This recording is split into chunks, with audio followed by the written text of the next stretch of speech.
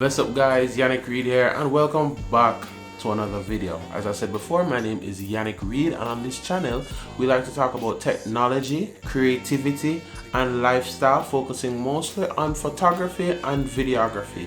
So if you like that, I'd ask you to hit the subscribe button for more videos just like this one. So today's video, I'd love to talk about my favorite lens or favorite focal length, which is 35mm. 35mm is a commonly known like standard focal length for most cameras. You know, most film cameras kinda, when lenses weren't always removable, it was usually a lot of times 35mm, and just over the years 35mm has been known to be a favorite standard amongst portrait photographers and street photographers and stuff like that. I only recently, I'd say maybe in the last 2 years, got to experiment with a natural 35mm. The first 35mm I've ever gotten to use was this vintage Nikon lens. It has a E-mount adapter on it because it's Nikon obviously, and it's a fully manual 35mm lens, and you control the aperture with this clicking thing here, and it goes all the way down to f1.4. This is my dad's old lens that I kind of swiped from him, and I used it to kind of explore 35mm as a new thing, and I really love it. I really love it, and it motivated me to, when switching to native E-mount, to get a 35mm. This is a Samyang, also known as Rokinon. It is for Sony. It's much bigger than this lens here, but this is, you know, fully automatic. You know, it's just made for Sony, so I have autofocus and all of that stuff.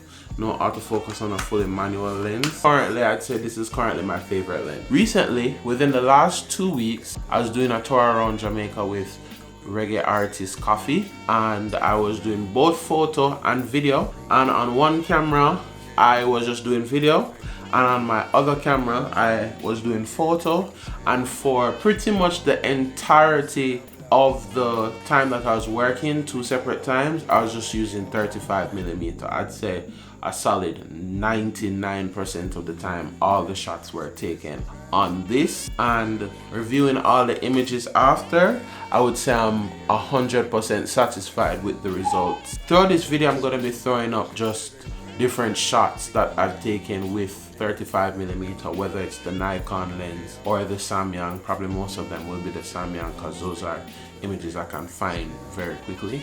A lot of people, I guess, recommend new photographers to get 50mm because 50mm lens are usually very cheap and affordable, and it's one of the easiest lenses to learn about depth of field and composition with. I personally upgraded to a 50mm myself, but I kind of feel bored of 50mm, so I don't have a 50mm anymore, and I think I really love 35mm. Why do I love 35mm? A lot of people say that 35mm is the closest focal length that matches your eye, like what your eye sees. When I put the camera up to my face, what I'm seeing here will match what I see in the viewfinder. And what I like about that, especially for journalistic kind of documentation photography, is that the images have this kind of presence as if you're actually there. It's very cinematic. 35mm to me is just that perfect middle ground between telephoto and wide. It's wide enough that it captures just enough information in the scene, meaning when you see a 35mm image, it just feels like you're seeing the right amount of the scene, the right amount of information, as well as 35mm does a great job of separation. That's what I love about it the most, especially this lens. Once you nail focus on your target, there's just this, and this is, I guess, pseudoscience, because there's very conflicting conversations about whether this is a real thing that people perceive, but this is what I think I see, is that, you know, once it nails focus, is that there's this lovely depth to the image. It's very three-dimensional. The way that the sharpness falls off as you go into the background is very gradual, and it just shows this really awesome plane of depth in the image. It just feels very immersive, and I feel like even when you take a body of work with 35mm, especially if you're doing something journalistic or something like that, or a documentary, is that 35 usually puts you in this mode that helps you to, well, at least me, helps me to capture the story of it, mostly because you're seeing it with the eye.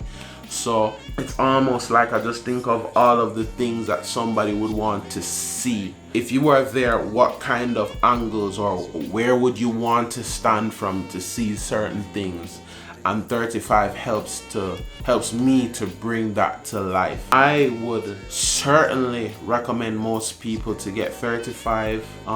In my personal opinion, the images have a really apparent je ne sais quoi. Both these lenses are wonderful. This is an old lens. This lens is older than me, and this lens is fairly new, and both of them were just amazing. I only got this because I wanted some autofocus. I know I've even taken this to a chronic show, and just the results that I got from this lens were just amazing. It's just, honestly, trust me, I'm really in love with it.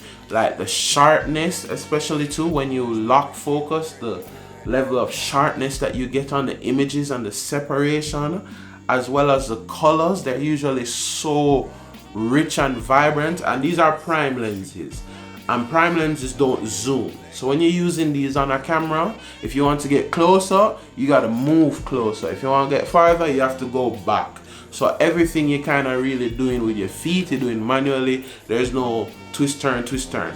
There's a time for zooming in and zooming out, but with these lenses, I really love them. If I had to really just go with one lens, I would 100% go with 35mm. What I will do is, in the description, I will put this 35mm. I don't know where this would be in the world anymore, so I'll put like a 35mm for Nikon, Sony, and Canon, because that's what I figure most people here would be watching. Oh, also something important to note: full frame and crop, which is really for another video. 35, when put on a crop sensor camera, just Google if your camera is modeled to find out if it's a crop sensor or not. When you attach this lens to a crop sensor camera, it will be somewhere around 70mm, so it won't be the same focal length as on full frame, meaning it won't be the same composition. It will be kind of zoomed in a little bit more. It will give you the same quality in terms of how the depth of field is rendered and the colors, but it won't be the same focal length, which is an important element as well. To get an equivalent of 35mm focal length on a crop sensor, you would need something like maybe a 15mm, which is really wide. What you should know is that crop sensors are going to just punch into the lens's focal length. It won't necessarily ignore the quality. So wide angle lenses kind of bevel things, so it's kind of just gonna be a cropped in wide angle image, so it's not really 100% the same, but there's ways to get the same 35mm focal length that still has that vibe in terms of what's in the frame and being really nice in terms of framing. So I think that's it. That's all I really wanted to share about my favorite focal length. For photographers, experienced or novice, go down in the comments and tell me what's your favorite focal length and why. You know, I know a lot of people are fans of 85. I love 85 too. And there's some people who still defend the 50mm squad. I hate 50mm.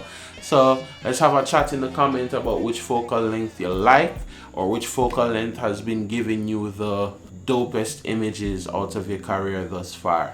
But just want to keep this video nice and short, even though it's not. So enjoy the rest of your day, week, month, year, and whatever, and just continue to bless up yourself.